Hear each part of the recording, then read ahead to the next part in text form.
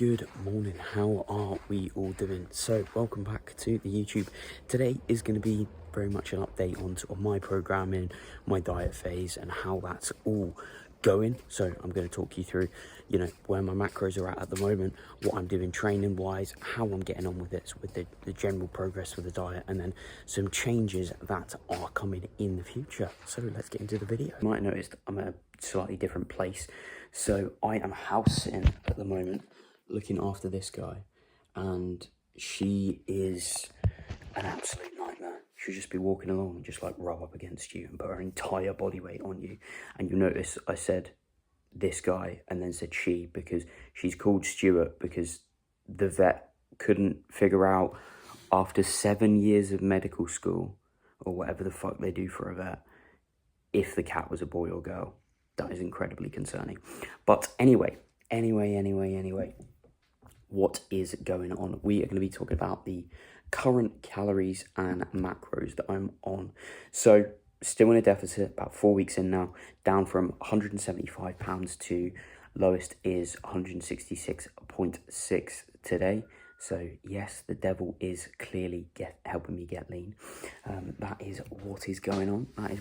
So training day, 210 protein, 310 carb, 50 fat, and then that works out at 2,500 calories. What are you doing, Stuart? Wow, okay. This cat is special, honestly. And then rest day is the same protein, because you don't want to be changing your protein massively. And then I've got 260 carb and 60 fat. So 50 lower carb, 10 fat higher, and then that works out to 2,400. And the meals are pretty much the same on both days. As you would have seen, I've obviously got my smoothie, have my dark chocolate already. That is the same regardless of what day it is of the week. There, meal 2, again, is exactly the same. 200 grams uncooked weight chicken mince. You've got to weigh stuff uncooked if you want it to be more accurate, because how long you cook it for, how you cook it is going to have a huge impact on that. And it's much better to have that standardized rather than think, yeah, man, I need 160 grams of chicken, cooked weight every meal, and then you do your meal prep and you're like, oh fuck, I've only got 140 left for this last meal. What do I do? Do I need to go and get a bit more extra chicken? No, just weigh it raw. 75 grams raw rice for the same reason, because the amount of water can affect it drastically. Then we've got 150 grams of a banana and strawberry smoothie, 10 milliliters of macadamia nut oil as well, and then I've just got courgette, beetroot and pepper with that meal. Meal 4 is the one that, meal 3 is the one that changes a little bit, because I'm doing 4 meals at the moment.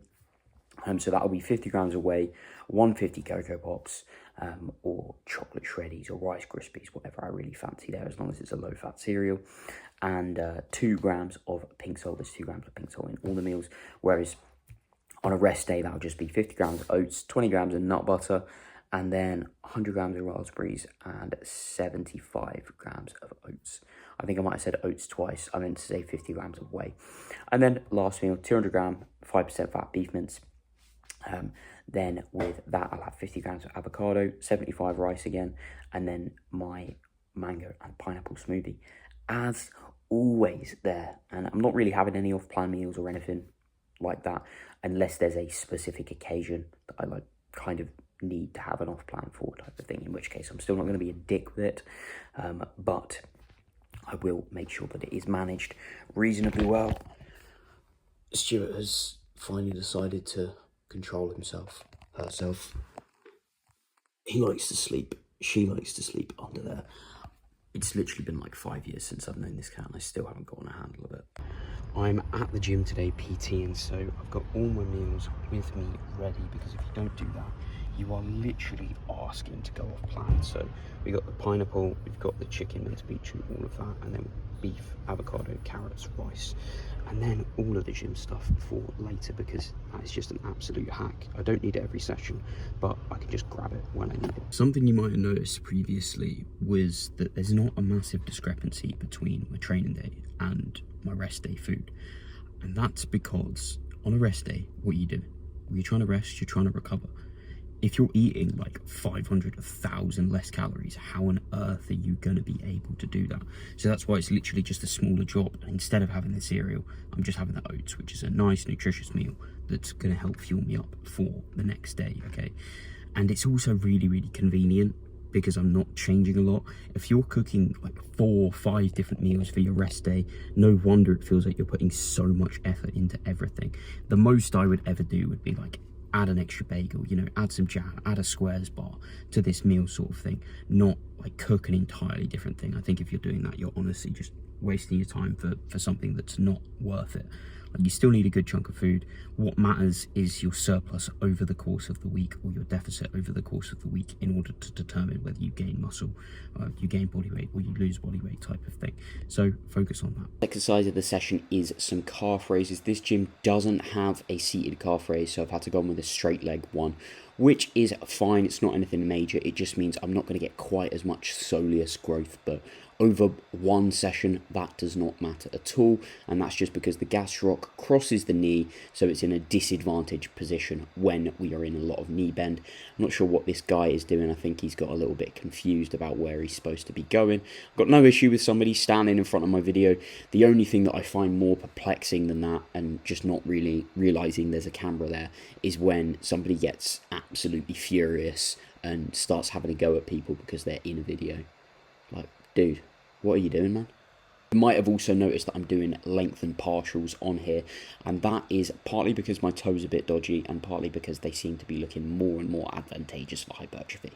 Now we are actually on to upper body, and the first exercise for that is a high incline dumbbell press. So this is obviously going to be hitting your front delts, like basically all of your pressing exercises. You're going to be getting some tricep. It actually looks like I have some in at least parts of this rep, which is obviously a bonus, and some clavicular pec. And the main thing you want to do is make sure you're keeping your entire back flat against that bench. We're not making a massive arch up, because that makes about as much sense for upper chest growth as trying to get your girlfriend pregnant doing anal. It's not going to work out very well, because you're now just making it a really unstable flat press, which is obviously not ideal. Then we are on to a crucifix lateral raise. So I've got the cables a little bit lower down, and I'm moving into almost a Y path type of thing. So it's actually not that much of a crucifix, but this feels more comfortable for me than just moving my arms completely out. And comfort and what you enjoy and how things suit you is a huge part of your training that a lot of people don't get. I've then got the cuff around my elbow as well, because I tend to get a lot of scapular pain if I have it a little bit lower down. I am a fraud. This is now not all being filmed on the same day, so full day in the life is absolutely ruined. But one point I wanted to add at this is, obviously I'm not on my normal gym. I'm training with different equipment, and the biggest thing to focus on here is not, am I going to be able to build any muscle because I'm not progressing every single week, is doing similar joint motions to what I would be doing in my normal session and training as hard as I can do.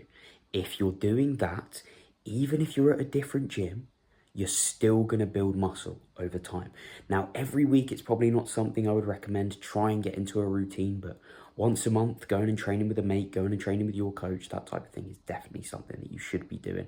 Do not sweat it about. Now, a flat press Smith machine press here, keeping these slow and controlled. You guys know the drill by now, and I'm not quite locking out just because I find keeping the reps continuous like that suits me a little bit better. Now, these benches at the gym group are an absolute lifesaver because you don't have to carry one of the big, massive matrix heavy-ass ones around. When you're doing your single arm pull downs, make sure you've got plenty of scapular movement in there, okay? We don't want to keep that guy locked down and not let it move at all. It's going to stretch your lats far more if you move that scapula under control. So let your shoulder blades lift up and come forward. Make sure you're in control of that. It's not just a weight pulling you forward. So if you haven't tried that before, you've been keeping them locked back and down, as everyone says you should apply anywhere from a shoulder press to a chest press to having a wank. Maybe there's a little bit more nuance to that. Then maybe try it in a single arm row and see how you get on from there. Second back exercise for the session is a dual D handle pull down. We've got a slight lean back here, so my upper back is in more of a position to essentially fight the resistance. If I was pulled directly upright, not only would I probably be exceeding my shoulder range because I can't get my arm completely overhead without having something forcefully pull me there, and that's probably not the most stable position to be in, but I also wouldn't be able to train the upper back as much because the load would be trying to pull me upwards, and there's not much of the upper back that can actually help with that. I've then got a tricep exercise here, so dual press down. Despite how dodgy my elbows are, this is one of the few things that feels quite nice. However, if I was to sort of have my arms up in this sort of position, standing up, I seem to get a fair bit more pain with that. So hinging at the hips and setting up like this tends to feel nicer for me. And if it feels better, it's probably going to work better. This is the last exercise of the session. Unfortunately, I was not able to film the pec fly that I did just as I was working in with someone. The gym was looking pretty busy. So it is what it is, but chest was trained. So muscle will be built, as they say. Nobody ever said that, Luke. What are you on about? But we have got a single arm cable preacher curl here. Now, I'm just using the other arm to stabilize because it's way easier than dragging over a bench. And if you're dealing with, 5, 10, 15 kilos, you should be able to stabilize that with the other side. So I've just got the other arm underneath in order to keep that upper arm, working arm stable. As always, slow and controlled. And I've got the cable set up so it's going to drop off a little bit towards the short. Good evening. How are we doing? I am doing okay because I've just finished upper and now I have my cereal, which obviously looks incredibly delightful. Of course, I am going to eat it with the whey unmixed because that is how all superior beings eat their cereal, because it's just so much better. Of course it is. Oh, of course it is. So I've been doing that push-pull legs upper lower split for a very long time now. I want to say 2 years, not the exact one, but that's the split I've been doing. There's been variations across the way of, okay, maybe I want to focus a little bit more on my delts for a while. So I'm going to do delts 3 days a week instead of 2. I'm going to do delts 4 days a week instead of 3. And then the most recent change was doing my triceps on a leg day so that I'm fresh going into that. I've got a bit more mental effort. I can focus on my elbows and them not hurting, which is obviously very nice. And then now I am just about to adjust it to still have arms like 3 times a week fairly frequently, but just a bit more focus on the lower body, so a bit more volume, a bit more intensity, and really being a stickler with form on those because that's what I need to get ready for stage. But the biggest thing to remember with your training split is it's not magic. It's just a way of organizing the things that you need to do. So don't look at what split am I going to do, look at what body parts do I need to work on. Like if you were going to say, yeah, I need to work on my back and my hamstrings. Okay, well, maybe we put a posterior day in there so that you can train your back on a pull day, you could train your back on an upper day, and you could also train your hamstrings on 1 or 2 leg days a week, and you're getting more work in there. Ah, interesting. So look at it as in terms of, as I say, what you need to focus on, not what split does my mate do. Like, that's not what you want to do.